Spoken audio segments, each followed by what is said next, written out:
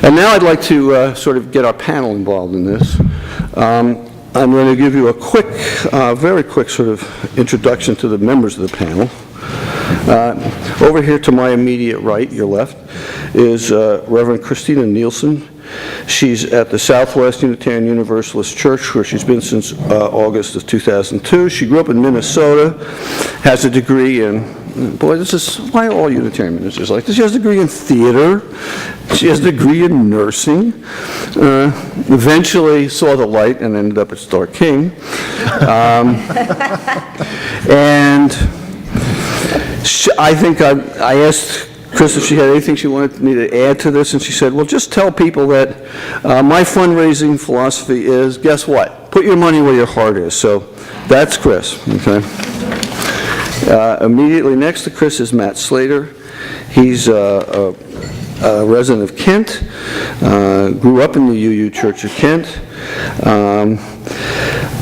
He runs various kinds of programs for private nonprofit housing, if I got that right. He's had quite a bit of success in that area, building up budgets by over 300%, it says here. That's a little frightening, frankly. Don't say that to a treasurer. He shares with me the philosophy that you speak to everyone, especially knitting circles, in his words. Next to him is Al Schwartz, the hardworking chair, now co-chair of my home church, the First Unitarian Church of Pittsburgh's Canvas Committee. She's worked behind the scenes in fundraising since 1992, all in university settings. She's currently with the Carnegie Mellon University as Director of Information Services and Prospect Management. If that isn't a title, it gives you the willies. I don't know. I mean, anyway, I don't mind being a prospect. I'm not sure how I would feel about being a managed prospect. That's all.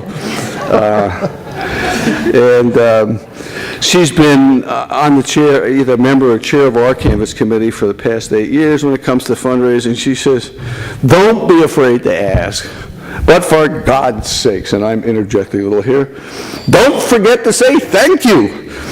Okay, and finally at the end of the panel here is Ron Smutney. He's from the Church of the South Hills, past board president there, and has served on many committees and task forces over the last 15 years. He currently serves on the Stewardship Committee.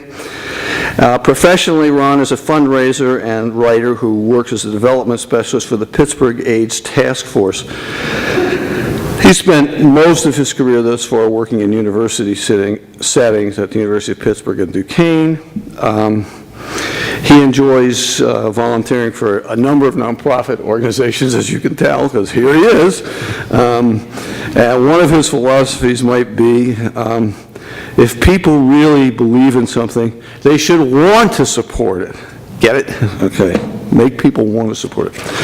Okay. I gather that at least some of the panelists would like to make a little brief opening remarks. Is that true for all of you, or? Yeah. Okay, well, why don't we do this? Why don't we just go down the line, starting with Chris, Matt, and like that, okay? Good morning, and I'm thrilled to see so many people here. One thing I want to add to my introduction is that I'm the annual program fund representative for the district. I share that role with Jeff Norris. So we are a lay and minister team this year, and we're experimenting with how that goes.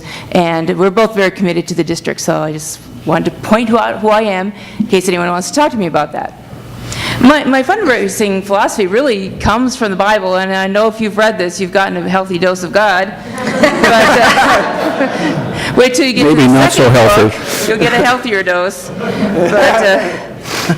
But one of the things they think that Jesus actually said is, where your treasure is, there your heart will be. I began my fundraising career when I was 9 years old. I was in 4-H club, and my mom and the mom of one of my friends was going to have open heart surgery. This was in 1967, so it was a very uncommon procedure, especially for women and especially for rural people who tended to avoid doctoring. In rural communities, doctor is a verb. The surgery was very expensive, and I'd heard that this farming family could not afford Christmas this year, and I know that my friend was really kind of sad about that. I was devastated for him and the whole family. For me, and in sort of working poor communities, Christmas was magical. It was the one time a year that when no matter what, no matter how tough it was or how short the money was, people still got a few gifts and a special dinner. I couldn't bear the possibility that this family wouldn't get that this year. So I decided to save Christmas. I brought a bank, one of those little ones that the banks used to give out free, to my next 4-H club meeting, and I collected money so that we could buy gifts and maybe a modest dinner for them. And I collected $25, quite an amount for a 9-year-old in the 1960s. And I gave the coins to my mom, and she wrote out a check to the family, and I wrote a letter to the family to accompany the check and sent it to them.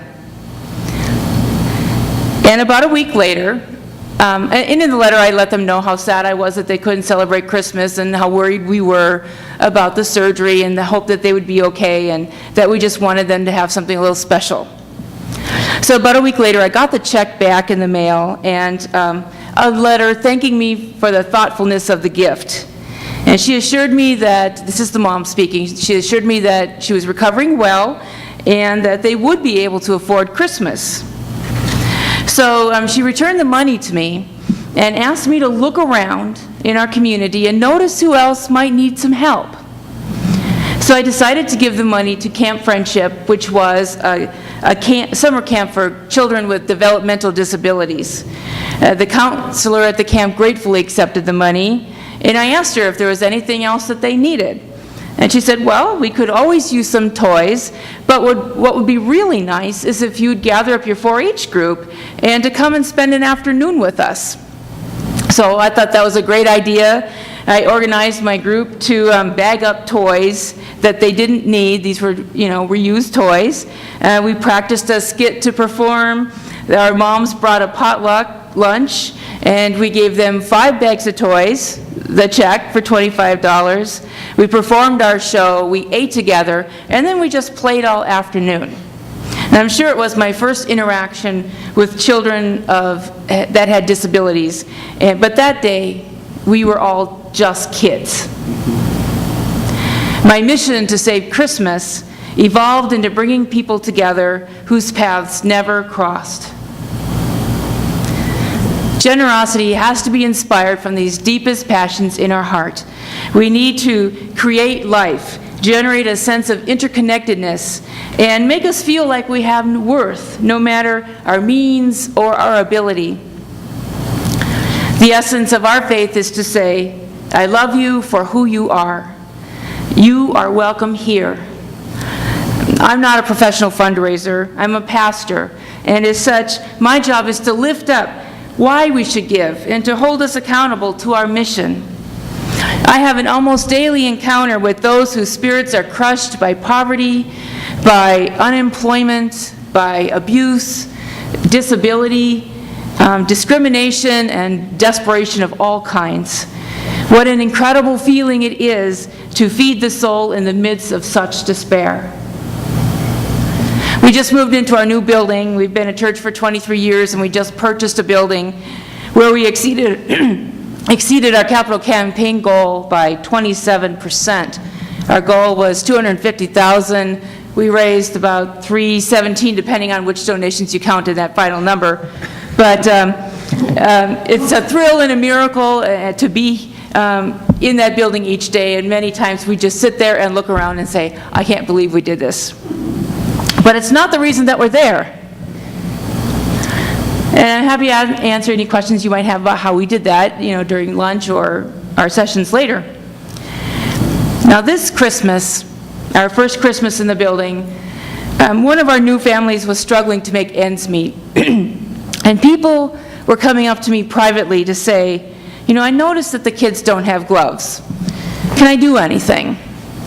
And someone else would say, I noticed that they don't have boots. We went on a winter walk and they were wearing tennis shoes. Can I help? So many people came to me that we spontaneously put Christmas together for them the week before Christmas. I mean, literally, I had a day to get this together to announce it the Sunday before Christmas. So I called the mom and asked them what they needed, so what they actually needed, to empower them, that they didn't get a bunch of stuff they didn't need, but to say, how can we help you? And I made out cards with those items that they needed. And in less than a week, we had purchased boots, gloves, mittens, hats, toys, personal items, other clothing that they needed, and food and gift certificates for 2 families in the congregation. And I received a note from one of my congregants thanking me for the opportunity to help those kids. So, our Unitarian Universalist Church saved Christmas for 2 pagan families. Now, I don't know if we changed their lives, but it certainly affirmed theirs. No matter what your theology, we all need a place and a time when our worth is acknowledged. Too often our society does not do that. That is a cause worth supporting. Put your money where your heart is. You will be blessed.